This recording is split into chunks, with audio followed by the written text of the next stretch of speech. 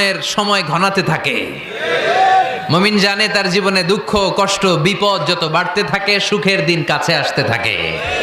এজন্য মুমিনের হারাবার কিছু নেই। ফা ইন্নামা আল উসরি ইউসরা, ইন্নামা আল উসরি ইউসরা। নবী হে, কষ্টের পরেই আছে আনন্দ, দুঃখের পরেই আছে সুখ।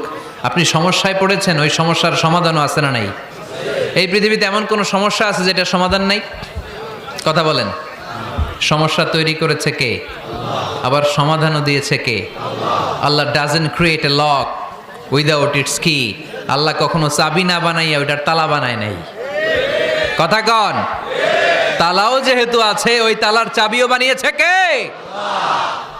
মা আনজালাল্লাহু দাআন ইল্লা আনজালাল্লাহু লাহু শিফা। আল্লাহ দুনিয়ায় এমন কোন রোগ পাঠায় নাই যেই রোগের ঔষধ বানায় নাই, এমন কোন রোগ নাজিল করে নাই যেই রোগের কোনো চিকিৎসা বানায় নাই, হয়তো সেটা আবিষ্কার হয় নাই। অনেকে ক্যান্সারের কথা বলতে পারেন যে হুজুর ক্যান্সার এমন রোগ, এই ক্যান্সার তার নাই কোনো অ্যান্সার, কিন্তু বিজ্ঞানীরা বলতেছে এটারও অ্যান্সার আবিষ্কৃত হচ্ছে। সুবহানাল্লাহ কইবেন না? কিছু কিছু ক্ষেত্রে হয়েও গিয়েছে। এজন্য দুঃখের পরেই আছে সুখ, কষ্টের পরেই আছে আনন্দ।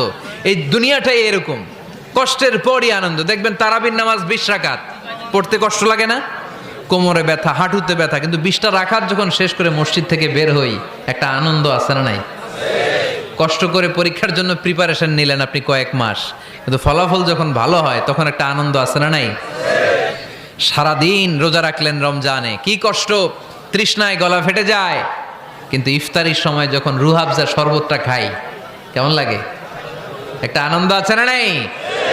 এজন্য আল্লাহ বললেন ফা ইন্না মাআল উসরি